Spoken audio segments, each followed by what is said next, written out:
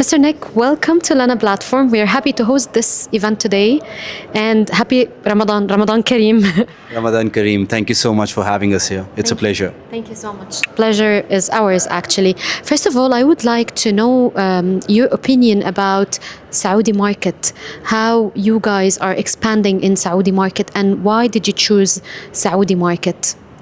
I think anyone who's seen Saudi over the last decade and a half would agree the market has evolved. You would not recognize the Saudi you used to see 15 years back.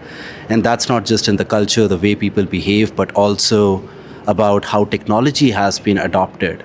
For us as a technology provider, we have seen that tremendous change in the last 2-3 years itself, especially with the emergence of AI, generative AI coming into the picture. Compared to the world, since إكسوتيل is a global brand, we operate in about 60 countries. How we see or look at Saudi is it's moving from a phase of pilots to production now. In the last couple of years, we have seen a lot of organizations not being very sure. Everyone wants to try AI, but not very sure where to implement, how to execute, which are the business areas they should be looking to, fine tune. But I think we are slowly crossing that stage of maturity and reaching a stage where 50 to 60% of the large organizations are finally seeing the results and how to implement AI in solving real world problems. And I think it's matching with 2030 plans and 2030 goals and expanding. Am I true?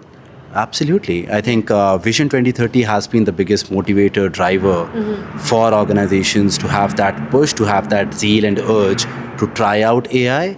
And not just in businesses, you look at students, you look at even adults or even old people. They're trying to leverage ChatGPT with the emergence of ChatGPT in businesses as well. Vision 2030 definitely is being powered by that.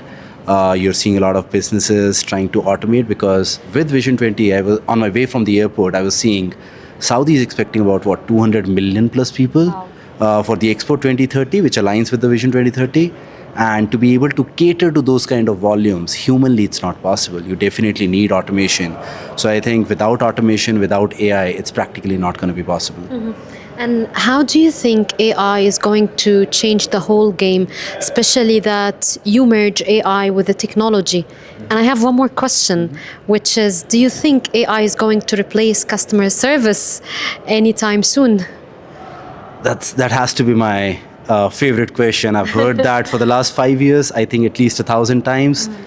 Is AI going to replace agents, replace customer service agents? Short and simple answer, being a technology provider, the answer is no.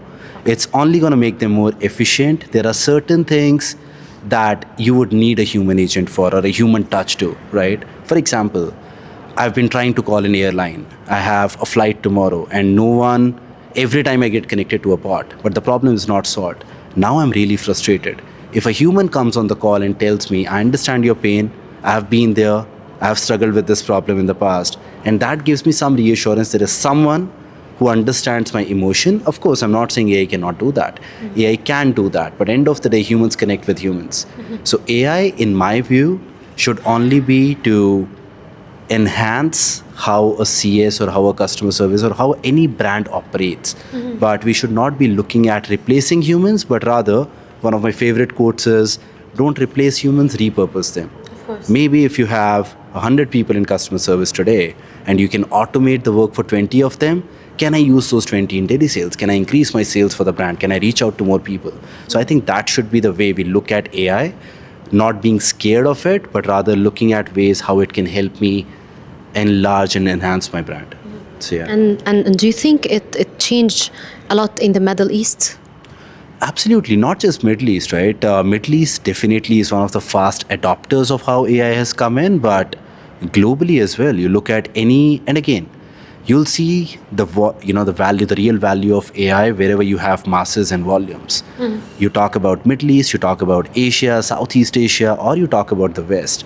Any large population, any large volume where you have to address crazy number of interactions for the customers, you would need automation, and adoption of AI is not by choice. It has to be there. It's mandatory for you. So Middle East, definitely with the kind of scale we operate at, whether you talk about UAE, you talk about Saudi, the kind of scale we are operating at, and the way world is changing every second day, you got to have that automation in place. There is no other option. Amazing. Biggest achievement in 2025 was what? For Exeter, Yeah. being at par and being ahead of the market, building meaningful technology. I always tell my customers, prospects, and any stage I take to speak, don't implement because your friends are implementing it. Implement if it's going to change your life and make a difference to it. Otherwise, don't act like a kid who wants a toy just because his friends have a toy. Yeah. Only if that adds any value to your business, do that. And I think we are very proud at Exeter. We are an engineering first company. We are very proud that we have been at the helm of building meaningful AI products. That's amazing. Yeah. What is coming next? But I need one secret about AI and technology. Something big coming soon. Maybe you can say it in front of the people. I think the biggest thing in terms of Exotel has to be that harmony of humans and AI. And one of the biggest announcements we will make is we are investing heavily in the kingdom. By April 1st, we're going to have local teams. We already have a company registered. So I think that harmony of people being based here, bringing that local flavor with a world-class AI technology into the market, I think that's going to be our biggest looking forward to in 2026. That's what it is. That's amazing. Thank you so much. Best of luck and Ramadan Kareem. Ramadan Kareem, and thank you so much for having us here. It's been a pleasure. Thank you. Pleasure is mine. Thank you.